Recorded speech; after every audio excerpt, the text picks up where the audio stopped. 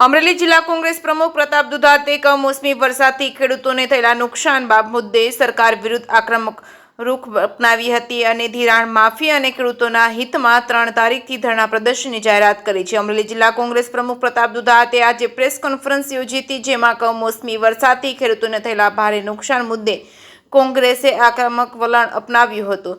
પ્રતાપ દુધાતે જણાવ્યું હતું કે સતત પડેલા કમોસમી વરસાદના કારણે ખેડૂતોના પાકને મોટું નુકસાન થયું છે, પરંતુ સરકાર માત્ર ઓનલાઈન સર્વેના નાટક દ્વારા ખેડૂતોને ગુમરાહ કરી રહી છે। ખેડૂતો રાતા પાણીએ રડી રહ્યા છે। સરકાર મૌન છે। તેમણે સાધુ સંતો અને ઉદ્યોગપતિઓને પણ ખેડૂતોનો અવાજ બનવા માટે હાકલ કરી છે। સાથે તેમણે સરકારની માંગણી કરી હતી કે ખેડૂતોના તમામ ધિરાણ સંપૂર્ણપણે માફ કરવામાં આવે। પ્રતાપ દુધાતે જણાવ્યું હતું કે જો સરકાર તાત્કાલિક પગલાં નહીં લે તો કોંગ્રેસ દ્વારા ખેડૂતોના હિતમાં આગામી 3 તારીખથી સમગ્ર જિલ્લામાં ધરણા અને પ્રદર્શન યોજવામાં આવશે। તેમણે સ્પષ્ટ કહ્યું કે કોંગ્રેસ ખેડૂતો સાથે છે અને ખેડૂતોને ન્યાય મળે ત્યાં સુધી લડત ચાલુ રહેશે। જે.કે. સિંહ ગુજરાતી સાથે જૈનિક સુજિત્રા, અમરેલી। બરાબર દિવાળીના ટાઈમે હર્ષ ઉલ્લાસ હતો, ખેતીના પાક તૈયાર હતા, ખેડૂતોએ સિંગ કાઢીને પાથરા રેડી ખેતરોમાં પડ્યા હતા।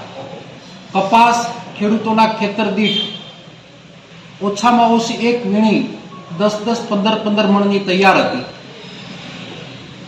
કુદરત રૂઠા હોય અને આખા ગુજરાતમાં શ્રાવણ મહિનામાં વરસાદ હોય એવો કમોસમી વરસાદ પડ્યો।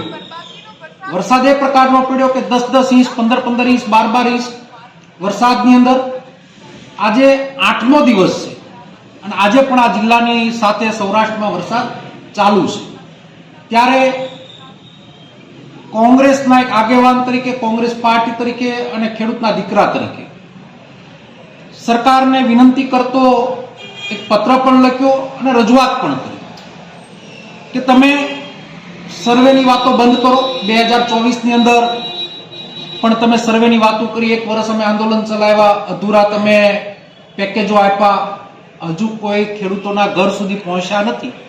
ત્યાં બીજું માવઠું થયું, તોકતે વાવાઝોડાથી લઈને આજ દિવસ સુધીમાં દર વર્ષે અતિવૃષ્ટિમાં ઉનાળુ પાકની અંદર પણ નુકસાન થયું, શિયાળુ પાકમાં પણ નુકસાન થયું, ચોમાસુ પાકમાં અત્યારે સિંગો બરબાદ થઈ, કપાસ બરબાદ થયા, સોયાબીન બરબાદ થયા। તો ડાયરેક્ટ આ વર્ષના ધિરાણની માફી આપો। આ વર્ષે આપેલા દેવા એટલે કે જે ખેડૂતોએ ધિરાણ લીધા હોય એને ડાયરેક્ટ માફ કરો। સરકાર ગતકડામાંથી બહાર નથી આવતી। 7 દિવસના સર્વેના ઓર્ડરો કર્યા, એના મિનિસ્ટરો ખેતરોમાં ગયા। ગઈકાલે નવું ગતકડું લાવ્યા કે ખેડૂતને એના ખેતરમાં જઈ ડ્રોપ પિન ડાયરેક્ટ ફોટા પાડી લોગિન કરવું। હું વાત કરું મારા ફાધરની, મારા પિતાની, અભણ છે, દાખલા તરીકે એને મોબાઈલ ચલાવતા પણ નથી આવતો। ગામડાની અંદર ખેતી કરતો વ્યક્તિ લોગિન કરવાની ખબર પડતી હોય તો એ ખેતી ના કરતો હોય। એટલે આ ગતકડામાંથી બહાર આવો, ખેડૂતના દેવા માફ કરો, પણ સરકાર મગનું નામ મરી પાડતી નથી અને ડિબેટોમાં ખેડૂતોને ગુમરાહ કરી રહી છે। આ પ્રેસ કોન્ફરન્સનું મુખ્ય કારણ એ છે કે ઘણા બધા મુદ્દાઓ પર વાત થઈ શકે। નકલી બિયારણની વાત હોય, નકલી દૂધની વાત હોય, ખેડૂતોને અતિવૃષ્ટિના કારણે માલધારીઓના ઘાસચારાની વાત હોય, દરિયા કિનારા ઉપર માછીમારોની માછલીઓનું નુકસાન થયું હોય જાફરાબાદ વિસ્તારની અંદર। ત્યારે ખેડૂત સત્યાગ્રહનું એક આંદોલન તારીખ 3થી અમરેલી જિલ્લાની અંદર શરૂઆત કરવા જઈ રહ્યા છે। આ પ્રેસ કોન્ફરન્સ મારફત ખેડૂતના દીકરા તરીકે ખેતીમાંથી પેદા થયેલા સુરત હોય કે અમદાવાદ હોય ઉદ્યોગપતિઓ બની ગયા છે અને સરકારના અમુક ઉદ્યોગપતિઓ વસેટિયા પણ બની ગયા છે। એટલા માટે આ ભાષા બોલું છું કે ખેતરમાંથી પેદા થઈને તમે ઉદ્યોગપતિઓ બન્યા છો। આની સાથે સાથે ડાયમંડ એસોસિએશન હોય, કાપડ એસોસિએશન હોય, અન્ય એસોસિએશન હોય, આજે જગતના તાતને જરૂરિયાત ઊભી થઈ છે। કોઈ પણ વ્યક્તિ, હું છેલ્લા 7 દિવસથી જોઈ રહ્યો છું, ટીવીની અંદર, ટીવી મીડિયા, સોશિયલ મીડિયા ઝુંબેશ ઉપાડી છે। ભૂતકાળમાં પણ જ્યાં અન્યાય થતો હોય ટીવીઓએ, પત્રકારોએ સહકાર આપ્યો છે, પણ જે વાત મૂકવી જોઈએ એક પણ આ ગુજરાતના માનધાતાએ વાત સરકાર સુધી મૂકી નથી। સરકાર ઉપર દબાણ લાવવું એ સૌની ફરજનો ભાગ છે, સૌની નૈતિક જવાબદારી છે। સરકાર માય બાપ છે, સરકાર જીવ ના પૂરી શકે। ઉદ્યોગપતિ એટલે કે એસઆર અદાણી ટાટા રિલાયન્સની 19 લાખ કરોડની લોનો માફ થઈ શકતી હોય તો મેં આ ભાષા એટલા માટે ઉપયોગ કર્યો છે કે સાથે સાથે આ ગુજરાતના એસોસિએશનને પણ વિનંતી કરું, વેપારી એસોસિએશનને પણ વિનંતી કરું છું કે સૌ સાથે મળીને ઝુંબેશ ઉપાડો, સૌ સાથે મળીને સરકાર ઉપર એક દબાવ ઉભો કરો કે ખેડૂતના દેવા માફ થાય. દુઃખની લાગણી સાથે હું કહી શકું કે નાની એવી કોઈ ક્ષતિ થઈ હોય તો ગુજરાતના સાધુ સંતો બોલતા હોય. આજે 7 દિવસ થયા, એક પણ સાધુ સંત મગનું નામ મરી નથી પાડતા. શા માટે? ખેડૂતનો દીકરો બિચારો બાપડો બની ગયો છે, બોલતા નથી. તમારે બોલવું પડશે. જ્યારે સજ્જન માણસો મૌન રહે છે ત્યારે મૂર્ખ માણસો લોકોને મૂર્ખ બનાવે છે. મૂર્ખતામાંથી બહાર આવવા માટે હાથ જોડીને વિનંતી કરું છું, ગુજરાતના અમે નામ લીધેલા લોકો બધા જેને લાગુ પડતું પોતાના સોશિયલ મીડિયા ઉપર બોલો, પોતાના પત્ર વ્યવહારથી બોલો, જ્યાં ઓટલે જ્યાં જરૂર પડે ત્યાં બોલો. અને ગુજરાતના ખેડૂતોને વિનંતી કરું છું, સૌરાષ્ટ્રના ખેડૂતોને વિનંતી કરું છું કે ભારતીય જનતા પાર્ટીના પ્રવક્તા અમુક એવું કહે છે કે કોંગ્રેસ રાજકારણ કરે છે. હું તમારા મારફત ટીવી મારફત એમ કહું છું કે ખેડૂતની ઢાલ બનવું એ મારી ફરજનો ભાગ છે. મત તમને મજા આવે ને આપજો, પણ તમે એકવાર ખેડૂતની ઢાલ બનો, સૌ સાથે મળો. ગુજરાતના ખેડૂતના દેવા માફ થયા ઝુંબેશની અંદર ખેડૂતો પણ જોડાય. આવનાર દિવસોની અંદર જ્યાં જ્યાં ધરણા થાય છે જિલ્લા મથકે, તાલુકા મથકે, એ ધરણાની અંદર મોટી સંખ્યામાં ખેડૂતો જોડાય. સૌ ઝુંબેશ ઉપાડીએ, ખેડૂતના દેવા માફ થાય. મનમોહનસિંહે ભૂતકાળમાં દેવા માફ કરેલા છે, 72,000 કરોડના દેવા માફ કરેલા છે. કોઈ ભારતીય જનતા પાર્ટીના પ્રવક્તા કહેતા હોય તેને જવાબ આપું છું. મધ્યપ્રદેશની અંદર કોંગ્રેસની સરકારે દેવા માફ કરેલા છે, છત્તીસગઢની અંદર કોંગ્રેસની સરકારે દેવા માફ કરેલા છે, પંજાબની અંદર કોંગ્રેસની સરકારે દેવા માફ કરેલા છે. દેવા માફ એટલે હું નથી કહેતો અન્ય દેવા માફ કરો, પાક ધિરાણમાં લીધેલા દેવા માફ કરો. તાત્કાલિક ધોરણે આનો નિર્ણય લેવા અને ગતકડામાંથી બહાર આવીને નવી ખેતી ખેડૂતો ચાલુ કરેની વિનંતી કરવા માટેના પ્રેસ કોન્ફરન્સ છે. સોશિયલ મીડિયામાં જેટલા યોદ્ધાઓ છે, હું યાદ અપાવવા જિલ્લાની અંદર એક પાયલ કાંડ બન્યો હતો. ગુજરાતના બધા સોશિયલ મીડિયાની અંદર બધા બોલતા હતા. ત્યારે આ પ્રેસ કોન્ફરન્સ મારફત જેટલા લોકો જાગૃત છે, જેને બોલતા ફાવે છે, ખેડૂતોના માટે એની ઉપર સરકાર ઉપર દબાવ ઉભો કરવા માટે ઝુંબેશ બધા જ લોકો ઉપાડે એવી વિનંતી કરું છું. ફરી વખત ઉદ્યોગપતિ એટલે કે સુરતના ઉદ્યોગપતિ હોય, અમદાવાદના ઉદ્યોગપતિ હોય, એ પત્ર વ્યવહારથી પોતાના પ્રેસ કોન્ફરન્સથી જ્યાં લાગુ પડે, એસોસિએશન જ્યાં લાગુ પડે, સાધુ સંતો નામ નહીં લેતા બધા જ સાધુ સંતો ખેડૂતો માટે બોલે એવી વિનંતી કરું છું. આવતીકાલથી થતા ખેડૂત સત્યાગ્રહની અંદર બધા જ ખેડૂતો માટે અવાજ ઉપાડે એ વિનંતી માટે પ્રેસ કોન્ફરન્સ રાખીશ. ફરીવાર સરકારને વિનંતી કરું છું કે તમે માય બાપ છો, તમે ખેડૂતના દેવા માફ કરો, ખેડૂતને ન્યાય આપો, એની અપીલ માટેની આ પ્રેસ કોન્ફરન્સ. પત્ર પણ ડિક્લેરેશનો કર્યા હતા. 24નું પેકેજ હજુ પણ યાદ અપાવું કે એકને ખોળ એકને ગોળ, એમાં કપાસને વળતર આપવાની વાત ઊભી કરી હતી. ત્યારે પણ સિંગના પાથરા તણાના હતા, ત્યારે પણ આ રીતના ગુમરાહ કર્યા હતા, પત્રોથી ગુમરાહ કર્યા હતા, લોકોને સોશિયલ મીડિયાથી ગુમરાહ કર્યા હતા. ક્રાકસ ગામની અંદર વરસાદ પડે, 1 કિલોમીટર શેઢાવદર ગામ છે, ત્યાં વરસાદ ન પડે, રાજકીય પેકેજ આપવામાં આવ્યું છે.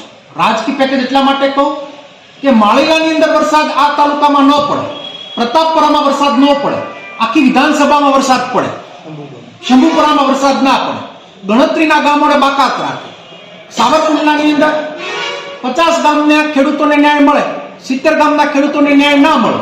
કયા પ્રકારનું પેકેજ આપ્યું? લીલિયા તાલુકામાં 1 કિલોમીટરના અંતરિયાળ ગામડાની અંદર વરસાદ પડે છે અને 1 કિલોમીટરમાં નથી પડતો. એક સીમ હોય, મારા ભાઈની એક સીમ શેઢાવદરની હોય તો એને વળતર ના મળે, મને વળતર મળે. આ પ્રકારનું જે એ લોકો પેકેજ આપે છે એ મતનું પેકેજ આપે છે. મતના પેકેજમાં નહીં ન્યાય. હકીકતના ખેડૂતોને નુકસાન થયું છે. 10-10 ઇંચ વરસાદ પડ્યો છે.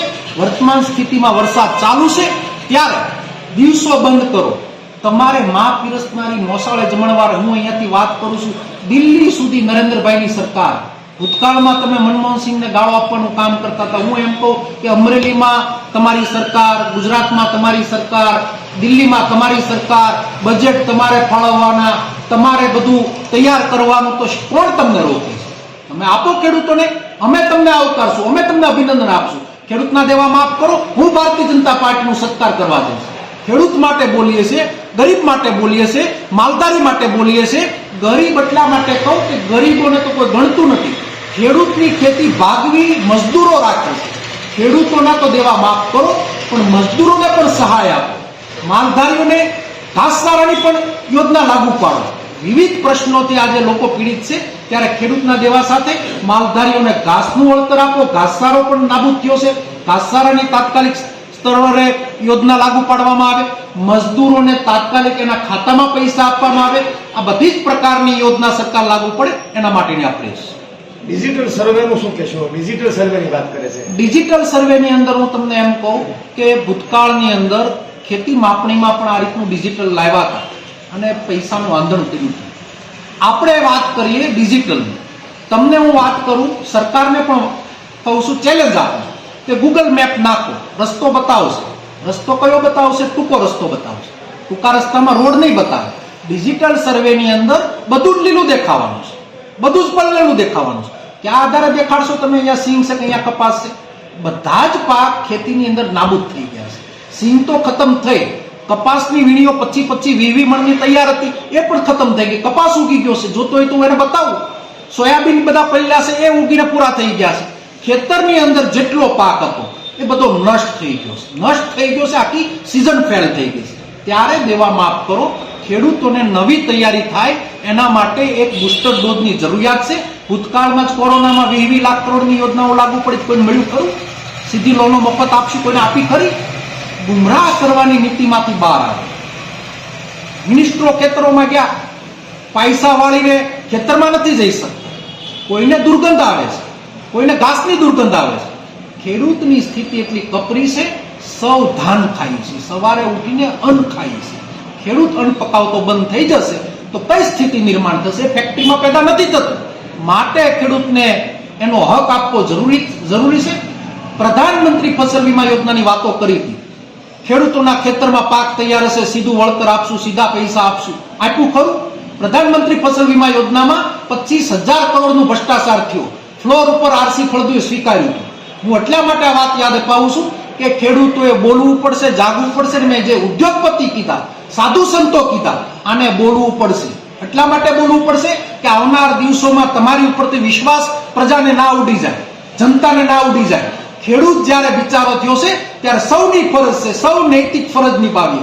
રાજનીતિની, રાજકારણ નહીં, રાજધર્મ નિભાવીએ. રાજધર્મ માટે ખેડૂતોની સૌ ઢાલ બનીએ. ઢાલ બનવા માટેની આ પ્રેસનામાં સૌ મીડિયા આવનાર દિવસોના આંદોલનમાં પણ અમને સહકાર આપશે એવી અપેક્ષા છે. પણ તો ભાઈ આજે ટેકાના ભાવની મગફળી શરૂ થવાની હતી, એ પણ સરકારે ના પાડી. હવે ટેકાના ભાવમાં 70 મણની પણ વાતો લાવ્યા હતા. પાક વધારે આવ્યો તો 70 મણની વાતો લઈ આવ્યા. ગઈકાલે દિલીપભાઈએ પણ સ્વીકાર્યું કે ગુજકો માર્શલને તો ખબર જ નથી ક્યાં સરકાર ચાલી રહી છે, સરકાર શું કરી રહી છે. આ મુદ્દાઓ એટલા ગંભીર મુદ્દાઓ છે કે લોકોનું ભવિષ્ય ખરાબ થશે. કેટલાય મા બાપે એની દીકરીના લગ્ન માટેનું પ્લાનિંગ કર્યું હોય, કેટલાય મા બાપે એના દીકરાના ભણતર માટેનું પ્લાનિંગ કર્યું હોય, કેટલાય લોકો એના ઘર સંસાર માટેનું પ્લાનિંગ કર્યું હોય. આજે સ્થિતિ ખૂબ જ કપરી છે અને સૌ ખેડૂતના ઘરમાં પેદા થયા ત્યારે આપણો રાજધર્મ નિભાવીએ. અમે તમને એમ કે અમે તમને સત્કાર કરવા આવશું, અમે તમને સન્માનિત કરવા આવશું, અમે તમને અભિનંદન આપવા આવશું. અને હું એમ સ્વીકારું છું કે ખેડૂતના દેવા માફ થવાથી કોઈ અમારી સરકાર નથી આવી જવાની, તમારી સરકારને નફો થવાનો છે. માટે હું એમ કહું છું કે ખેડૂતના લોકોને તમે ન્યાય આપો, ખેડૂતના દીકરાને ન્યાય આપો અને ખેડૂતના દેવા માફ કરો. એની માટેની આ પ્રેસ.